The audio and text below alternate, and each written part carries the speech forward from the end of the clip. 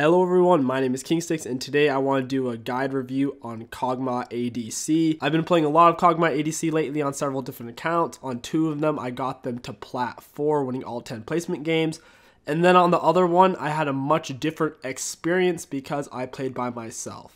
On the first 2 accounts, I was always playing with my buddy Tricky, and every time I played with him, he would always support for me in the bot lane, usually picking Kench or Lulu, which worked absolutely amazing with Kog'Ma because if you get caught out of position, Kench can swallow you or Lulu can ult you. And he would also play mid lane, picking stuff like Zilean, and let me tell you, Zilean Kog'Ma is disgusting. Kog'Ma's biggest weakness is the fact that he's so mobile. He has 0 movement speed or dash abilities built into his kit. That means whenever an assassin or high damage character gets onto him, there's nothing he can really do and he just dies. That is why whenever you're supporting for a Kog'Ma, or if you are going to play Kog'Ma, you need to make sure your support is going to pick something really supporty like Janna, Lulu, Karma, Zilean, and Tahm Kench. Overall, these are the best supports you can pick with them. You really want to avoid having supports like Ezreal or Bram whenever you're playing Kog'Ma ADC. You already do plenty of damage. You don't need your support to pick a damage support. You just need a support that can keep you alive. Because every second Kog'Ma's still alive, he's shredding squishies and tanks alike. To increase your chances of getting a good support or a good support character on your team, I highly recommend duoing with somebody who is good at playing either support or support champion in general, so they could play, like I said, something like Zilean mid or Kayle top, something that can just keep you alive in a team fight in the late game. By far, Kog'Ma's weakest aspect of his game is his first couple of levels. He really doesn't have that much burst damage in his first couple of levels or that much sustained damage. The best thing you can do in the early game is poke the enemies down a little bit with your W, since it does have so much range.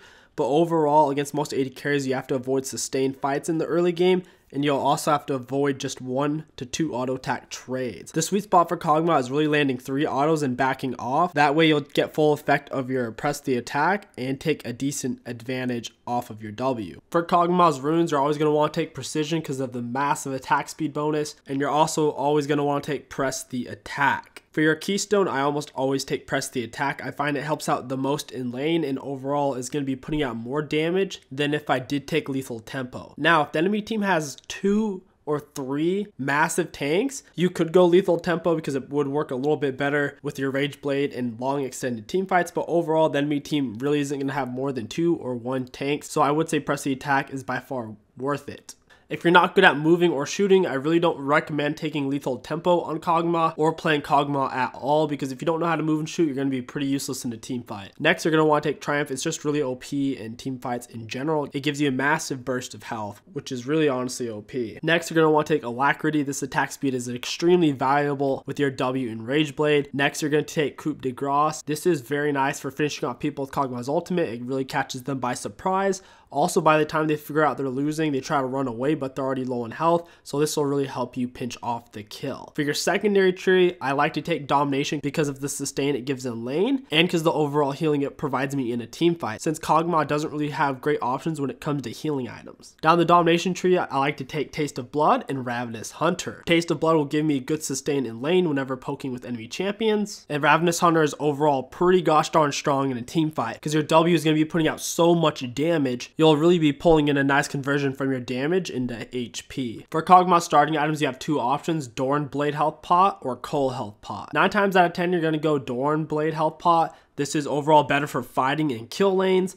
If it is a farm lane like Janna against Soraka, I would recommend going Cole because overall you are going to want that extra gold. This is typically more useful in higher elo, and lower elo, Dorn's Blade is usually the way to go. Kog'Ma's core item is the Rage Blade. This is by far the most important item he can buy. It turns him into a tank shredding monster instead of just a basic AD carry. With this one item, Kog'Ma beats pretty much every squishy, every tank in the game, absolutely everybody. The only people who can really kill him are assassins once he gets his Rage Blade, so just work on your positioning and try to get a teammate to pill for you. After Rage Blade, go for your Boots of Speed. You're really going to need them. Sometimes you are going to have to build Boots of Speed before your Rage Blade because you're getting ganked a lot or the enemy support is really mobile like a Blitzcrank. After you have these 2 items, you're always going to want to get Hurricane. This will really amplify the effect of your Rage Blade because it will be spitting out massive damage onto several enemy champions at once. After you get your Hurricane, go for the Frozen Mallet. Now your W and your Rage Blade will be spitting out massive amounts of damage onto multiple enemy champions and slowing them at the same time. So once you land in auto, they're really not going to get away. Plus, the Frozen Mallet is going to give you loads of health,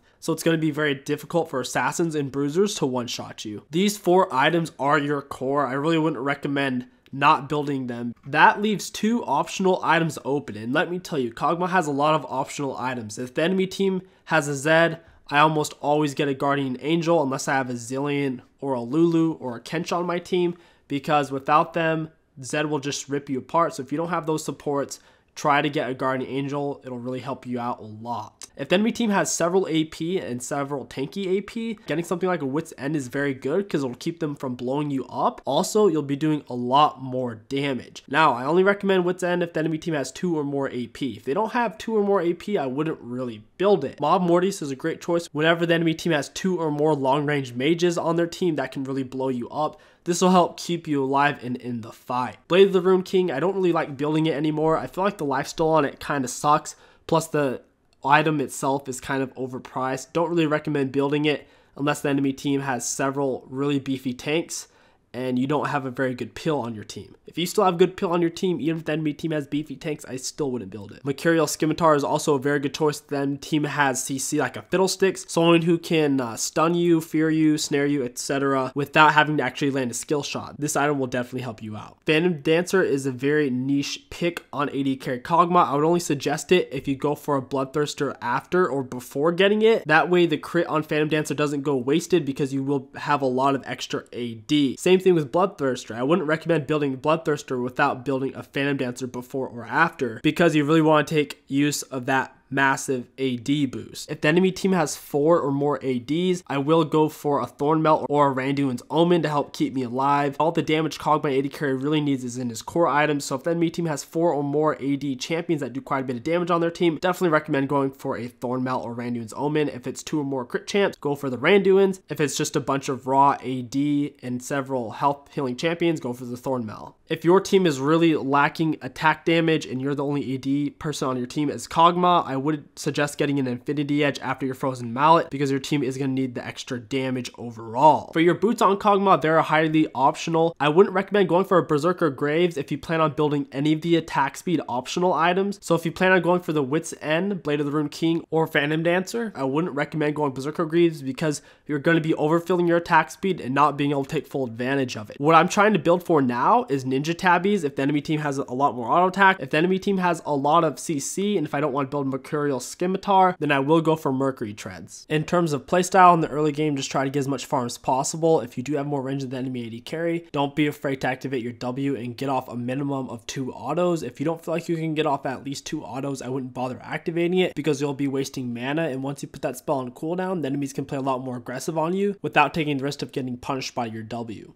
Once you do get your Rage Blade, you will be a menace and finish stomping a lane, assuming you haven't fallen behind already. Kog'Ma's Power Spike from the Rage Blade really outdamages every single AD carry's Power Spike in the early mid game. In the late game, hold on to your W until you've caught an enemy out or it's a full-blown team fight. Try not to use it for just clearing a wave if there are nearby enemy champions around, because if they do engage, you won't have a real way to fight them off since W is Kog'Ma's main source of damage. In a trade or in a team fight, avoid using your ultimate until that target you're trying to hit is out of your auto attack range. You're going to want to try to get off as many auto attacks with your W as possible before you use your ultimate. Even if your W is down, if they're in range of your normal auto attack, hit them as many times as you can, and then right as they step out of range of your auto attack and you can't hit them anymore, throw down your ultimate to finish them off. Don't use it before because your auto attacks are guaranteed damage and your ultimate is a skill shot that they can potentially dodge.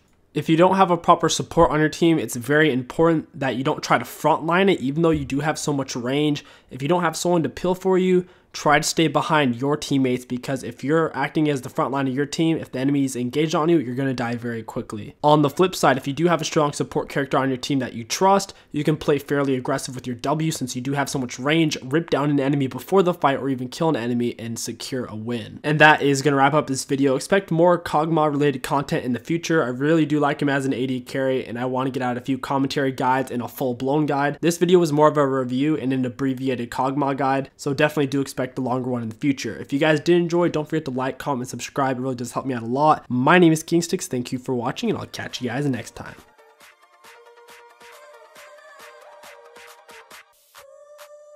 Yeah.